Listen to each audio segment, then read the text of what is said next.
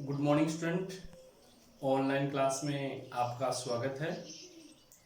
हम अध्ययन कर रहे हैं हिंदी व्याकरण का।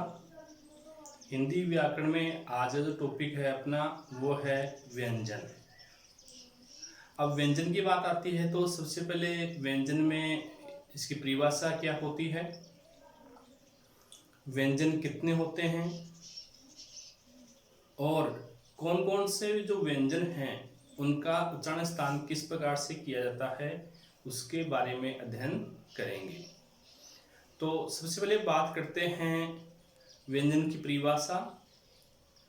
तो व्यंजन जो है उसकी परिभाषा यह होगी कि स्वर की सहायता से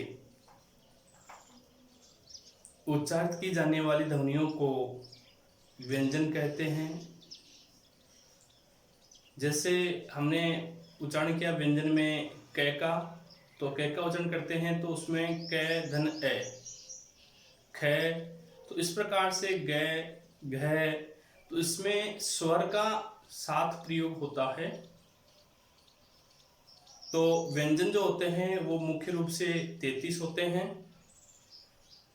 अब आपके मन में विचार आ रहा होगा कि अक्षय, त्रय और ज्ञ इनको मिलाकर 36 होते हैं। तो अक्षय, त्रय और ज्ञ जो हैं इनको संयुक्त वर्ण के नाम से जाना जाता है।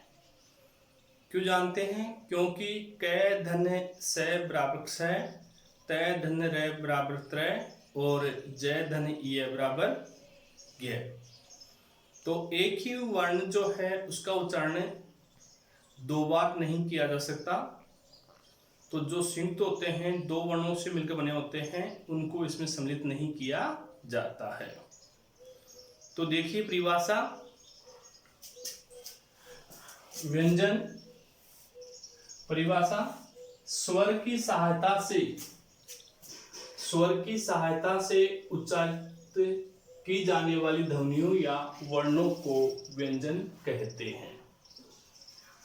अब व्यंजन को कौन से होते हैं? क, ख, ग, घ, ड, च, छ, ज, झ, य, ट, ठ, ड, ढ, ण, त, थ, द, ध, न, प, फ, ब, भ, म, य, र, ल, व, स, है। इनको जो ये जो है आरेख होता है इसमें इनको वर्ग के नाम से जाना जाता है। यानी ये हो गया क वर्ग, च वर्ग, ट वर्ग, त वर्ग, प वर्ग। और ये जो होते हैं ये वर्ण होते हैं। तो वर्ण इस वर्ग का यानी क वर्ग का प्रथम वर्ण क, ये द्वितीय वर्ण ख, तृतीय वर्ण ग, चतुर्थ वर्ण घ और पंचम वर्ण ड। इस प्रकार से कैसे लेकर ये अपना है अक्षय, त्रय और ज्ञ ये होते हैं संयुक्त वर्ण। अब कैसे लेकर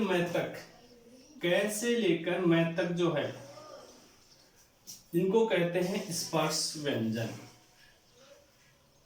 और य, र, ल, व इनको कहते हैं अंतस्थ वर्ण। स है इनको कहते हैं ऊष्म वर्ण, इन्हें कहते हैं ऊष्म वर्ण।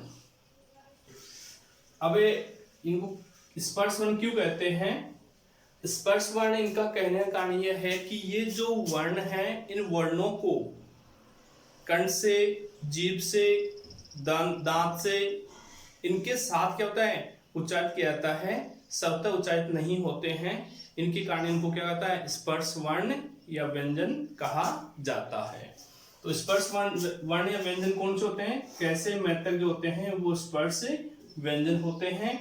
और यरलव अंतस्थ वर्ण होते हैं। स है ऊष्म वर्ण कहते हैं। अब यरलव में क्या होता है कि जो ध्वनि जब उच्चारण करते हैं तो उस ध्वनि के अंदर क्या होता है कि अंदर से जो है जोर से इनका क्या होता है उच्चारण किया जाता है, यानी अधिक प्रयत्न किया जाता है इनका उच्चारण करने का। और स है का क्या होता है उच्चारण करते हैं तो उसके अंदर मुख से क्या होता है हवा प्रवाहित होती है, यानी ऊष्मा क्या होती है प्रभावित होती है। इस कारण से इनको ऊष्म वर्ण कहा जाता है या व्यंजन कहा जाता है।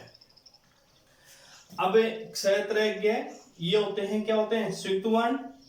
अब संयुक्त वर्ण होने का कारण क्या है, क धन, देखो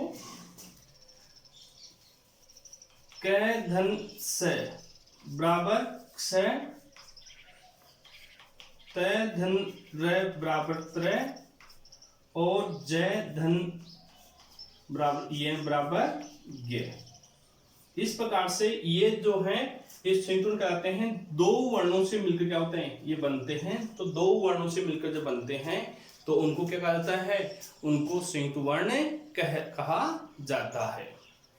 तो ये जो है व्यंजन, इन व्यंजनों को जो है इस प्रकार से दो भागों में बांटा जाएगा। प्रथम जो है वो व्यंजन है, वो आएगा आपका उच्चारण के आधार पर, और द्वितीय आएगा ध्वनि के आधार पर। तो अब बात करते हैं उच्चारण के आधार पर। तो जब उच्चारण के आधार पर व्यंजनों को पढ़ा जाएगा या अध्ययन किया जाएगा तो उसमें स्वर की सहायता से उच्चार की जाएगी। तो उसमें स्वर को भी क्या होता है, साथ में समाहित किया जाता है।